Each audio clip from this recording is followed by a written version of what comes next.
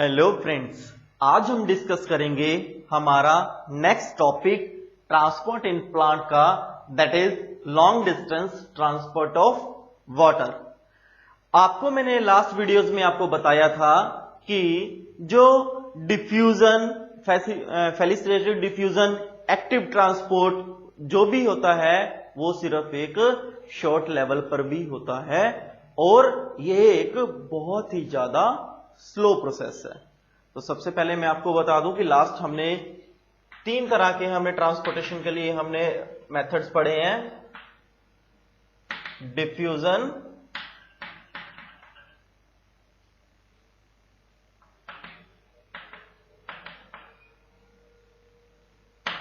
Felicitated diffusion और active transport. ठीक है, डिफ्यूजन, फेलिसिटेटेड डिफ्यूजन और एक्टिव ट्रांसपोर्ट में एक कॉमन बात है। वो कॉमन चीज क्या है कि इनकी जो प्रोसेस है वो स्लो है। ठीक है, और नेक्स्ट इज द डिस्टेंस। ये मैक्सिमम 10 μm से 50 μm तक डिस्टेंस कवर कर सकते हैं। म्यूएम इज द माइक्रोमीटर। 1 सेंटीमीटर में 10,000 माइक्रोमीटर होते हैं।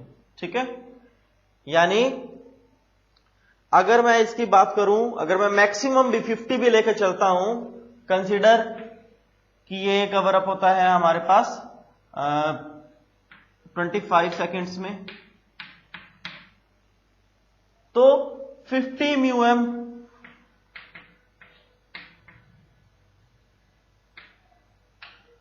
देखें जरा,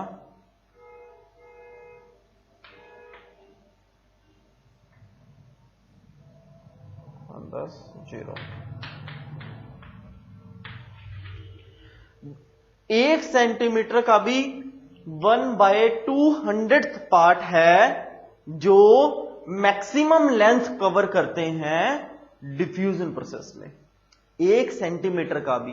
अब सोचो, अगर कभी जो बड़े बड़े प्लांट्स हैं वो तो कई कई मीटर्स के होते हैं ना, और यूकेलिप्टस है,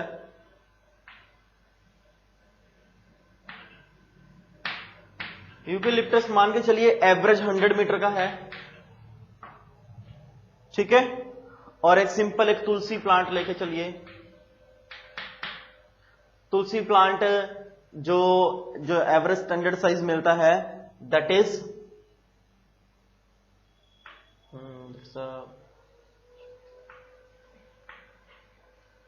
24 इंचेस, 10 to 24 इंचेस का मिलता है। ठीक है, अब एक प्लांट है जो 10 to 24 इंचेस का है और एक प्लांट है 100 मीटर का है। अगर सिर्फ डिफ्यूजन प्रोसेस, मैं सिर्फ अभी लॉन्ग डिस्टेंस की बात नहीं कर रहा, सिर्फ अभी बात करते हैं डिफ्यूजन की। अगर सिर्फ डिफ्यूजन प्रोसेस के ऊपर ही डिपेंडेंट रहता है कोई प्लांट, तो सोचो कितना टाइम लगेगा उसको 100 मीटर डिस्टेंस कवर करने में। लॉन्ग ऑफ ईयर, यानी बहुत सारे ईयर्स लग जाएंगे, सालों लग जाएंगे। लेकिन प्लांट को तो इमीडिएट बेसिस न्यूट्रिएंट की जरूरत है, इमीडिएट बेसिस वाटर की जरूरत है, तो वो किस तरह से होगा उसको हम अब डिस्कस करेंगे। राइट, तो इसीलिए लॉन्ग डिस्टेंस में या फिर लॉन्ग प्लांट में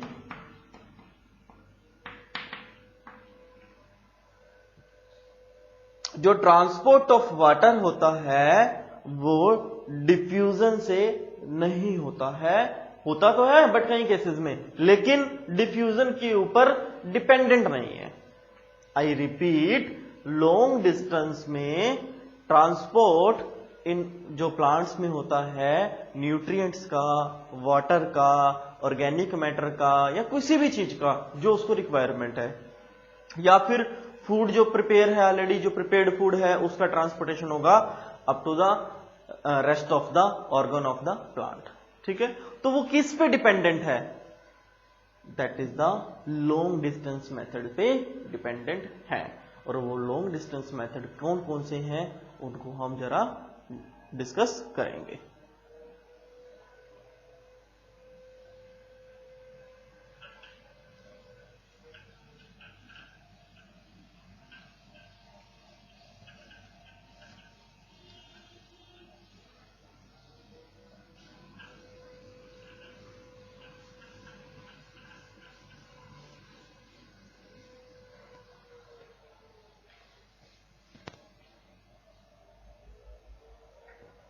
देखिए, जब बात आती है लॉन्ग डिस्टेंस की,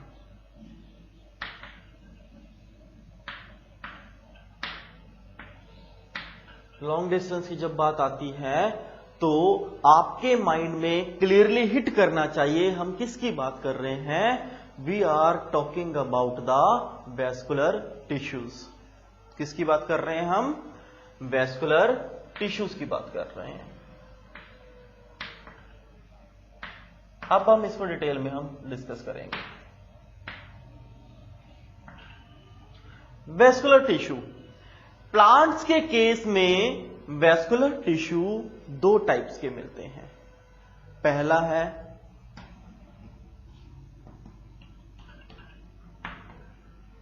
xylem, next is the phloem. पहला क्या है? जाइलम, दूसरा है फ्लोएम। तो आइए जाइलम का क्या काम है इसको हम डिटेल में डिस्कस करते हैं। देखिए, xylem it is the one of the most important vascular tissue which is present in the higher plants, or the main function of the xylem is transportation of the water and organic matter and rest of the many nutrients up to the stem part or aerial part of the plant from roots। अभी जो मैंने बोला xylem का जो most important function है वो क्या है कि रूट से क्या ग्रैब करता है जाइलम? सबसे पहले क्या लेता है वो? वाटर प्लस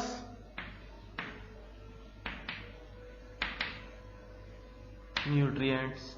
न्यूट्रिएंट्स को अगर हम स्पेशली अगर ना बात करूं तो मैं लिख सकता हूं ऑर्गेनिक मैटर्स भी लिख सकता हूं या ऑर्गेनिक कंपाउंड्स। ठीक है, पहला क्या है?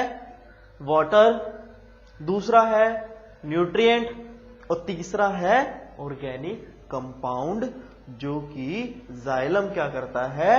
रूट से लेता है। ठीक है, और कहां तक भेजेगा? That is the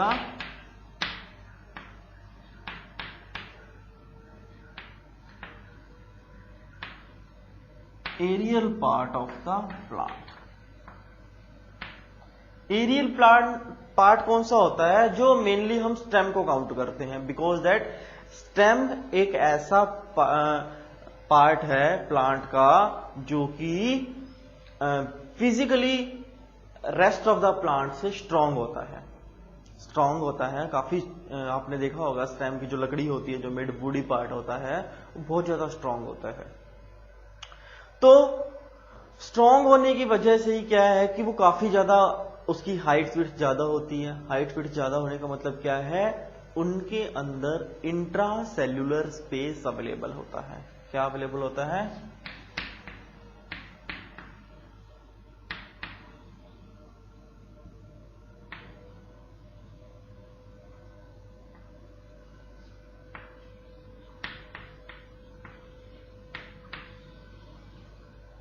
intra cellular space.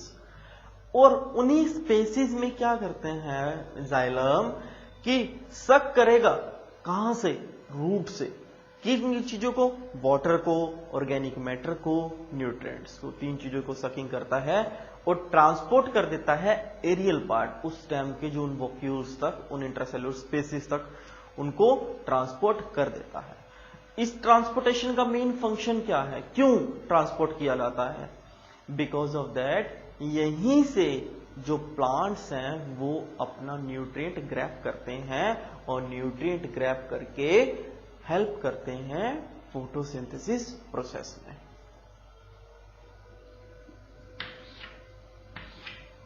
यहीं से जो न्यूट्रिएंट है और वाटर कंपाउंड है ये प्रोसेस होता है कहां पर? फोटोसिंथेसिस में।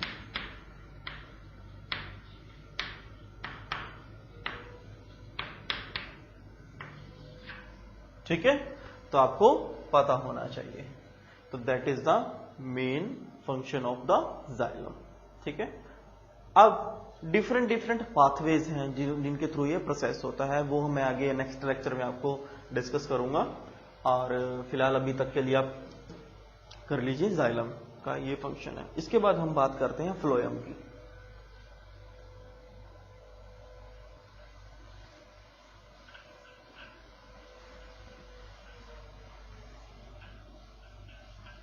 मैं इसको अरेज नहीं कर रहा हूं बिकॉज दैट अभी हम कंपैरिजन भी करेंगे।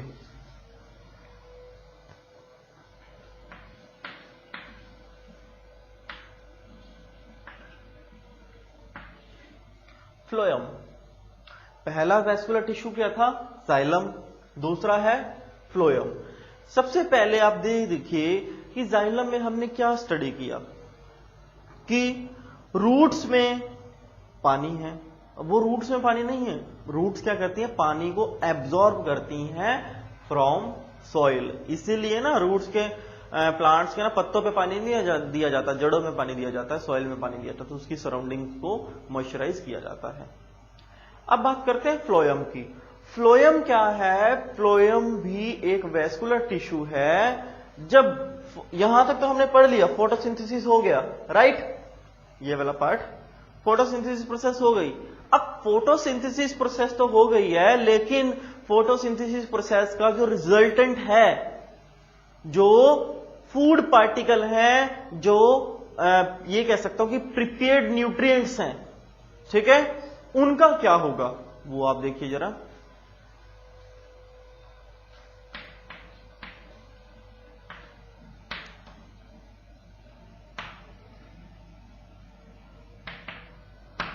फोटोसिंथेसिस तक तो जाइलम तो ले गया, लेकिन फोटोसिंथेसिस के बाद 2 प्रोसेसेस होती हैं। पहली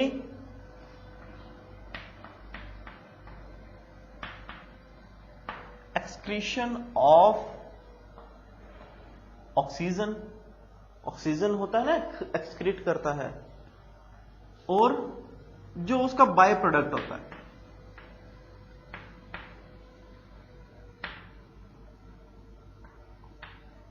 अब बाय प्रोडक्ट यहां पर क्या है, जो कि मैं कह सकता हूं कि बाय प्रोडक्ट भी अगर आपको याद नहीं रहता तो आप ये लिख लीजिए कि रेस्ट प्रोडक्ट,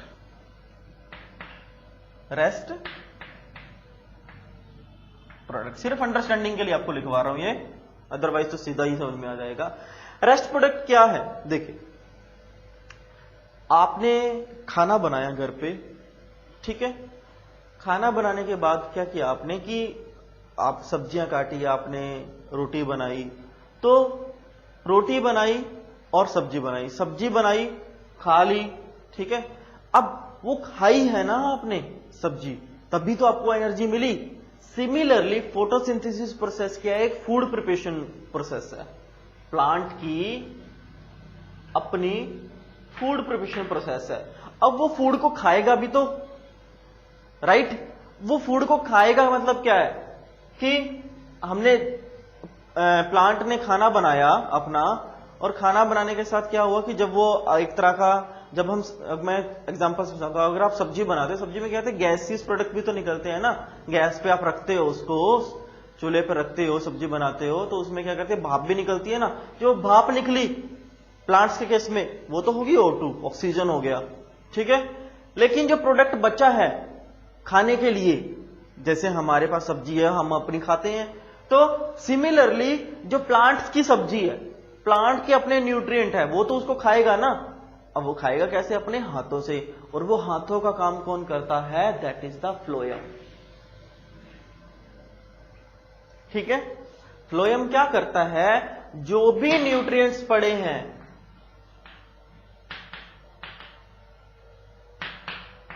फाइनल न्यूट्रिएंट्स जिसे मैं कह सकता हूं, ठीक है, उन न्यूट्रिएंट्स को, उन प्रोडक्ट्स को, माइट बी वाटर हो, ऑर्गेनिक कंपाउंड हो, कोई न्यूट्रिएंट हो, प्रिपेयर्ड प्रोडक्ट हो, कुछ भी हो, जिस प्लांट को, जिस भी पार्ट को, जिस एरिया में, जिस सेक्शन में, जिस सेल में, लीफ में, ब्रांचेस में, जहां पर भी जरूरत होता है, उसको ट्रांसपोर्ट कौन करता है? That is the phloem.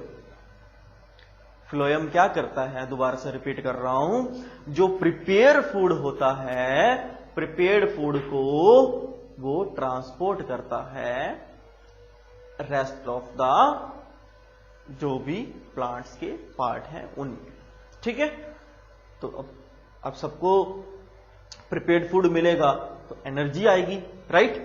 ATP आएगा, एनर्जी मिलेगी उसको, एडेनोसिन ट्राइफॉस्फेट। तो जब एनर्जी मिलेगी तो ग्रो करेंगे। अब ग्रो करेंगे तो क्या क्या डेवलप होगा? प्लांट जब ग्रोथ करते हैं तो क्या क्या डेवलप होता है? सबसे पहले होता है डेवलप फ्लावर, लीव्स, फ्लावर्स के बाद एंजियोस्पर्म्स में फ्रूट्स डेवलप होते हैं।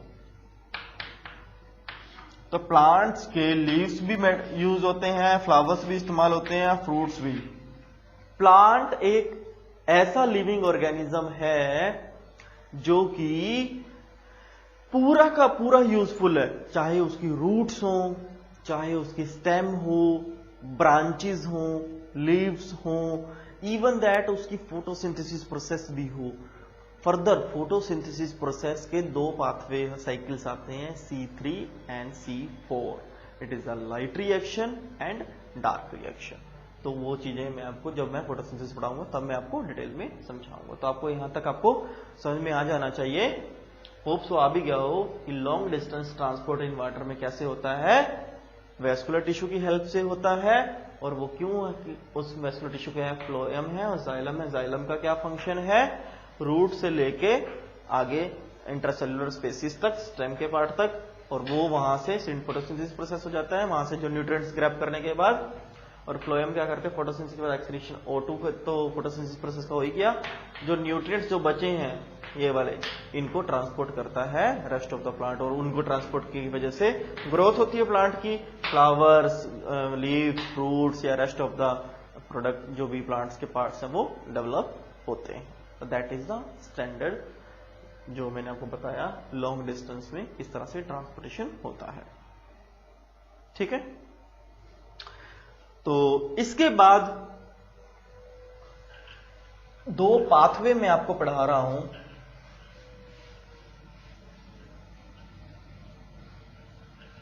ट्रांसपोर्टेशन के, लॉन्ग डिस्टेंस के। अब ये तो मैंने आपको बता दिया कि यस की कौन करता है, उसका मैकेनिज्म क्या है, प्रॉपर मैकेनिज्म क्या है, वो भी आपको पता होना चाहिए।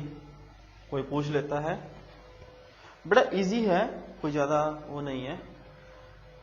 देखिए, दो पाथवे हैं, 2 पाथवेज हैं।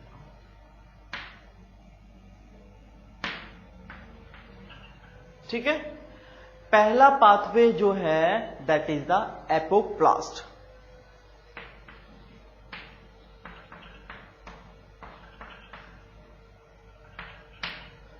That is the apoplast. Next is the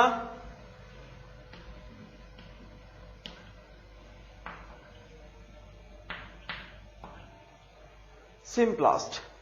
पहला है एपोप्लास्ट और दूसरा क्या है?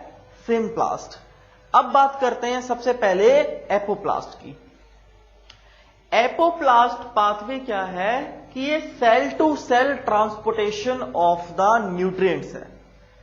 वाटर भी हो सकता है, जहां पर मैं ट्रांसपोर्टेशन बात की तो वाटर भी जा रहा है, ऑर्गेनिक कंपाउंड्स भी जा रहा है, रेस्ट ऑफ द न्यूट्रिएंट्स भी जा रहे हैं, सब कुछ जा रहा है। ठीक है, वाटर के साथ न्यूट्रिएंट मिक्स है, वाटर कभी अकेला नहीं होता। अब सॉइल से अगर आप जो रूट्स हैं या सॉइल का मॉइस्चर का सैंपल भी अगर आप लेते हैं लैब में टेस्ट करते हैं तो आपको पता चल जाएगा कि वह उसकी जो सॉइल में जो वाटर प्रेजेंस है, उसका जो मॉइस्चर है, उस मॉइस्चर के अंदर वाटर है, वाटर की वजह से है मॉइस्चर, और जो वो वाटर है उसके अंदर न्यूट्रिएंट्स भी अवेलेबल है। Might be magnesium, calcium, iron, कुछ भी हो सकता है, potassium, phosphorus, rest of the lot of nutrients है, ऑर्गेनिक कंपाउंड्स है।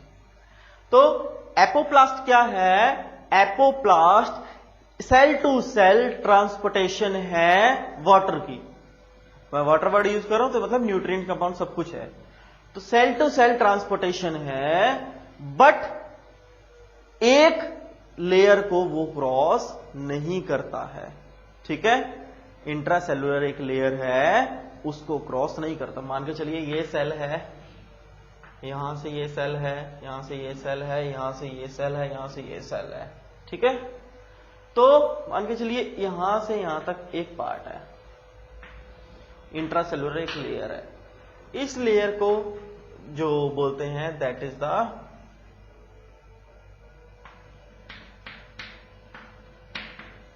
Casparian layer. क्या बोलते हैं?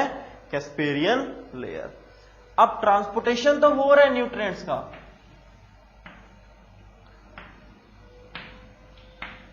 फर्दर सो एंड सो, लेकिन जब ये लेयर डायरेक्टली बीच में आ जाएगी, अभी तो मैं सिर्फ ऐसे पीछे दिखा रहा हूं इसको, यहां पे मान के चलो ये लेयर आ गई यहां पे, तो इस लेयर को ये क्रॉस आउट नहीं कर पाते हैं एपोप्लास्ट में। एपोप्लास्ट में क्या है? ये लीव्स की बात करो, प्लास्टिंग जब बात करें तो क्लोरोप्लास्ट, एपोप्लास्ट, तो ये लीव्स में होता है सब कुछ ट्रांसपोर्टेशन, क्योंकि बिकॉज दैट ये भी एक तरह का स्मॉल ही है, because cell to cell intracellular हो रहा है। बस जो एक लेयर है intracellular, that is the Casparian layer, उसको ये एपोप्लास्ट पाथवे में ये ट्रांसपोर्टेशन नहीं हो पाता है, राइट? तो that is the apoplast pathway. बाकी इंट्रासेलुलर में हर जगह ट्रांसपोर्ट होगा, चाहे वो छोटे मॉलिक्यूल हो चाहे वो बड़े मॉलिक्यूल हो।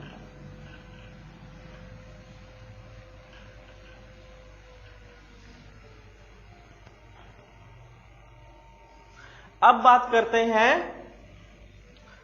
सिम्प्लास्ट। एपोप्लास्ट में मैंने आपको बताया कि intracellular cell to cell spaces हैं, जुड़े हुए हैं सेल, बिल्कुल उनके लेयर्स हैं और वो ट्रांसपोर्ट कर रही हैं, बट एक्सेप्ट कैस्पेरियन लेयर को वो क्रॉस आउट नहीं करती हैं।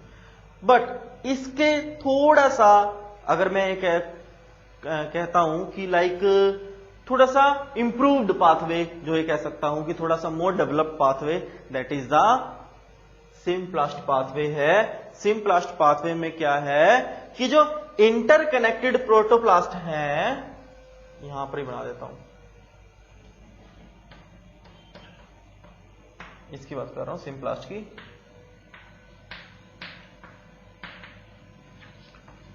ट्रांसपोर्टेशन कहां होता है?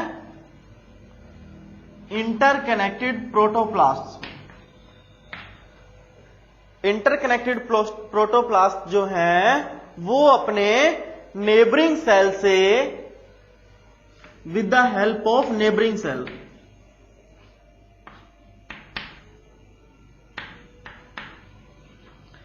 ठीक है, प्लस साइटोप्लाज्म, पाथवे है, ये एक रास्ता है उसके चलने का।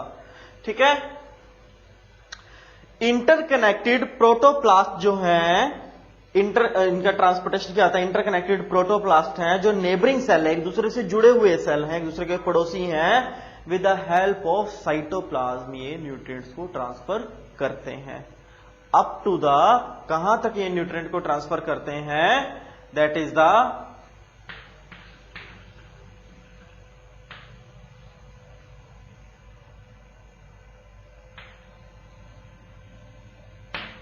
प्लाज्मोमेटा तक।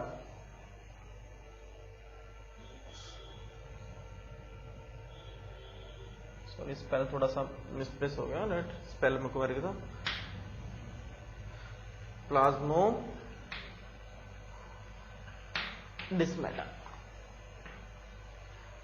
इंटरकनेक्टेड प्रोटोप्लास्ट जो हैं वो ट्रांसपोर्ट होते हैं with the help of the neighbouring cell. Neighbouring cell से जब ये ट्रांसपोर्टेशन होगा with the help of the cytoplasm up to the plasmodesmata तक, तो ये ट्रांसपोर्टेशन अकर होता है। तो that is the main function. तो आपको ये पता होना चाहिए, राइट। तो पहला हमने पढ़ा एपोप्लास्ट, दूसरा हमने पढ़ा सिम्प्लास्ट, ठीक है। तो एपोप्लास्ट में मैंने बताया था कि कैस्पेरियन लेयर को छोड़कर बाकी हर जगह ट्रांसपोर्टेशन होता है इंटरकनेक्शन से, लेकिन यहां पर भी इंटरकनेक्टेड प्रोटोप्लास्ट तो है, ठीक है। और नेबरिंग सेल यानी जो इंटरकनेक्ट जो पास पास के सेल हैं with the help of the cytoplasm up to the plasmodesmata तक ये ट्रांसपोर्टेशन होता है।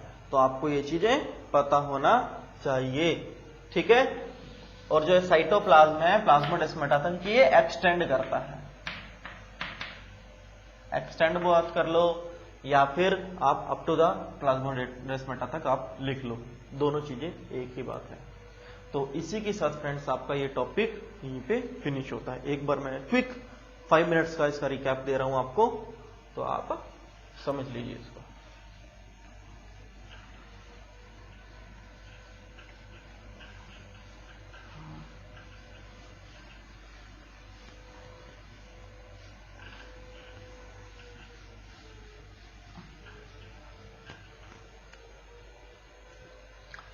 सबसे पहले मैंने इसका बेस बताया था आपको लॉन्ग डिस्टेंस का। सबसे आपको पता होना चाहिए कि अभी तक जो वीडियोस मैंने आपको जो भी पढ़ाया है वो मैंने आपको डिफ्यूजन से रिलेटेड पढ़ाया है, ठीक है।